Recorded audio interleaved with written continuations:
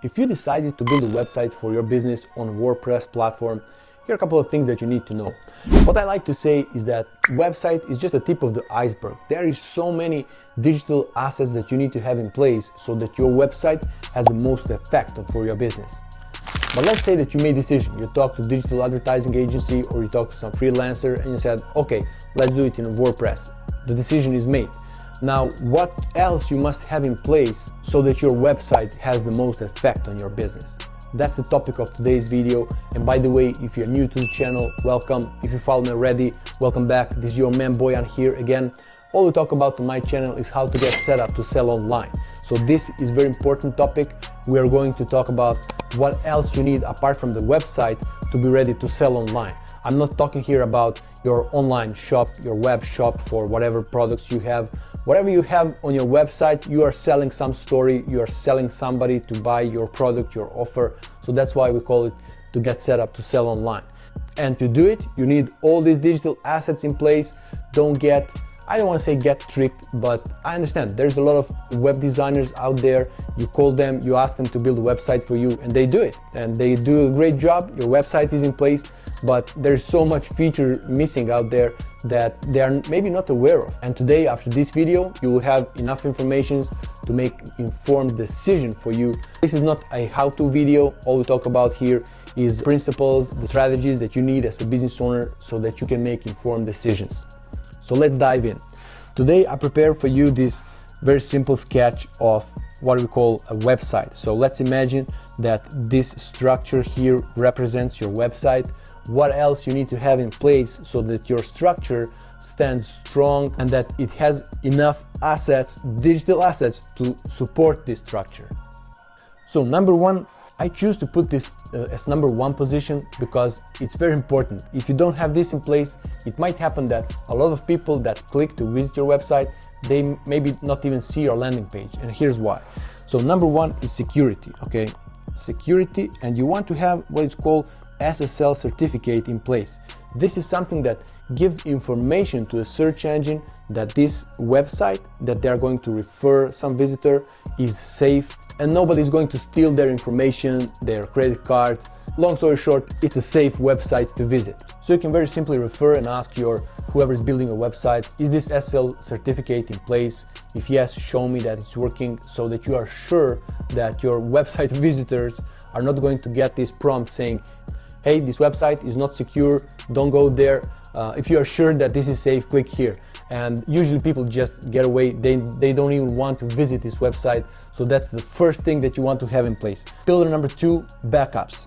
Really self-explanatory, but you want to be sure that your website is backed up. If something goes wrong, if for any reasons, maybe you delegate to someone to do some work on your website that is not skilled enough, or who knows what can happen. You want to be able to get back in time to get your website backed up from the version of a day before, for example.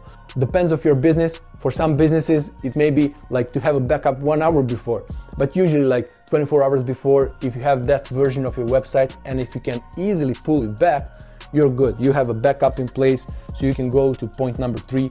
And here I want to talk about what's called Google Tag Manager, okay? I don't want to get too technical, but Google Tag Manager is actually helping you to get connection between your website and some other advertising platforms, for example. Not only advertising platforms, but also analytics, video, visuals. We'll talk about it later. But long story short, instead of putting all these codes on your website and slowing down your loading speed of your pages, of your website overall, you want to have a Google Tag Manager in place, so that you have only one tag that will fire and give information to all these advertising platforms and everything that certain person took an action on your website, what they did they purchase, did they fill in the form. So this is very important for you to what we call to feed the machine back, so that if you are advertising, for example, on Facebook and Instagram, and this platform send you a visitor, this visitor fills in the form, you want to send this information back, because then the platform knows that this person is actually a good prospect for your business and it will find more people like that. So when I say tag manager, yes, you want to have a tag manager in place, but this actually implies some other pixels to have in place depending what kind of advertising platforms you're going to use. You want to have a Facebook pixel, maybe you want to have a LinkedIn or a TikTok, if TikTok comes back in game. But long story short, these are the all kind of snippets of code that you want to connect to your website, so that advertising platform knows what's going on your website. Most simple terms explained. Tag Manager also integrates with Google Analytics, so this is another analytic tool that you want to have in place. Next thing is what we call a Google Search Console. Google Search Console, in simple terms explained, it actually gives you opportunity to understand what people are searching for on Google before they land on your website. So let's say that somebody is searching for, I don't know, teeth whitening, and they click and they land on your website. You can say, okay, I have a list of 10 search terms that give me most of the traffic to my website. So this is something you can think about, so you can know, is this search terms something that I want people to search before they come to my website? Am I doing good? Or maybe they are searching for something completely different, but there is some mismatch between what's on your website and what people are searching for. Maybe you are just getting website visitors that are looking for something that you don't even offer. So then you need to adjust wording on your website, on certain pages of your website, or you want to put more attention on certain pages that are receiving most of the traffic. Maybe you want to adjust that page specifically. I remember one of my clients actually, when we were evaluating their online presence, we found out that only one post of their website, talking about the blog post, not talking about the landing page, specific page of certain services, talking only about the blog post, was receiving 90% of Google searches. So people are searching for some solution and they end up on that page. Now, the search term and the blog post, they were aligned. So it made sense for this client actually to put more attention on this page, to make sure that the call to action on that page is very specific to what's in the blog post, not just to have some random call to action or whatever, because there is enough traffic coming to his website, but it's only coming to this blog post and people are spending time there, meaning that they are actually reading what it says. I hope it's clear what Google Search Console actually can do for you. It can help you very much to understand how people end up on your website, what they are looking for when they come to you. Next pillar, analytic tools. So even though the Search Console, as I just explained about it, is kind of analytic tool, you want to analyze what people are looking for, there are some other analytic tools that you want to have in place.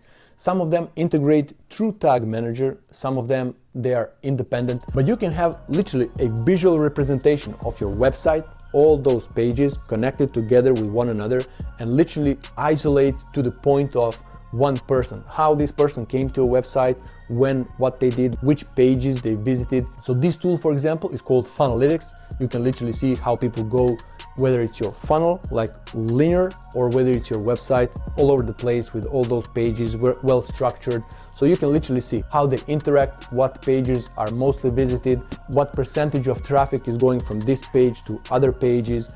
A very nice tool to have. I'm not saying that everybody should have this in place, but some kind of analytics, worst case, at least you want to have a Google Analytics. It will give you so much data to analyze how people interact with your website.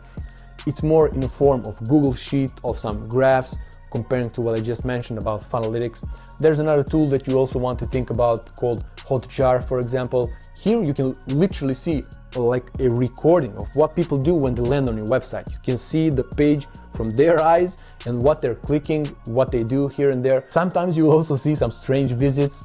Somebody's clicking like very fast here and there. Those are the robots. Those are bots, not so relevant for you, but still, you know that there are some visits that you shouldn't count. But whenever you have time and you want to improve your website, you want to improve experience of your website visitors, you want to understand what they're doing on your website, this is a very, very good tool to have. It's called Hotjar. So we came to the pillar number 6. Pillar number 6 is cookie consent. Assuming that you listen what I said and you implemented Google Tag Manager, Analytics, all the pixels from advertising platforms, all analytic tools, Hotjar, Funnelytics, I don't know.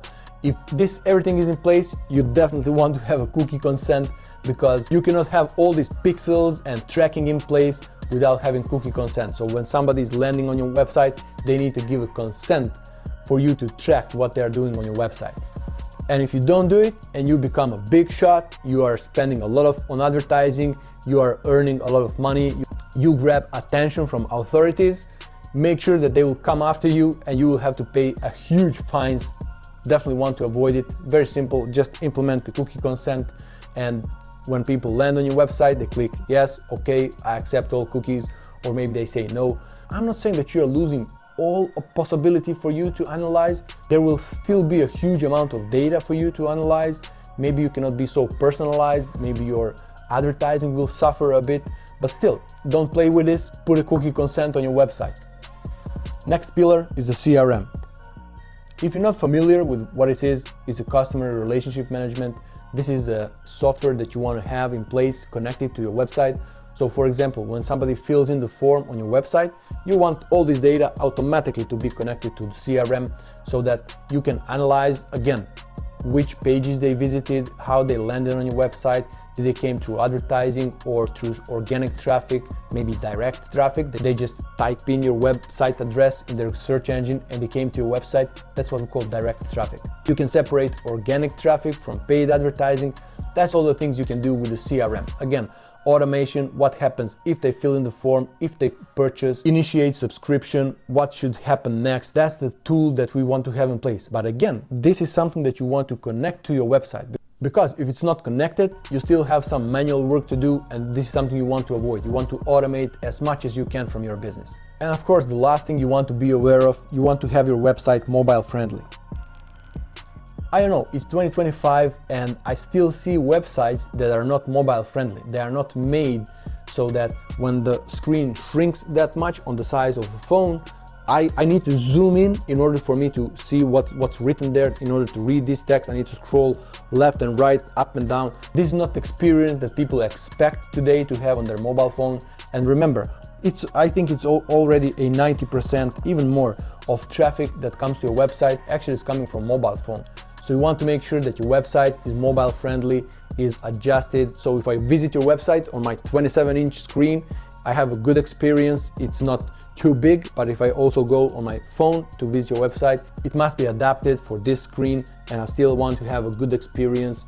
Maybe information will not be the same. Maybe the way I present information on my mobile version of the website will not be exactly the same as I do it on the big screen, but still, I want to make it contextual to this size, and I want to have people have a great experience when they visit my website on mobile phone too.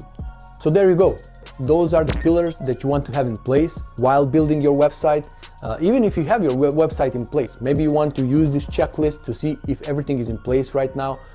Have some people who are delivering these services for you, hold them accountable, go with them through each one of these and ask them, hey, do you have this in place? Do you have this in place? Why don't we have it? And what can we do to put this in place? I hope you find this video valuable and that you will like and subscribe. That's at least you can do. Come on, man, you came so far in video. If it brought some value to you, click that subscribe button, like, comment below. Tell me what you think about these pillars. Maybe you have some other inputs. Is there something I forgot about? I'll be happy to reply to your comment, maybe make a video about it. Who knows? See you in the next video.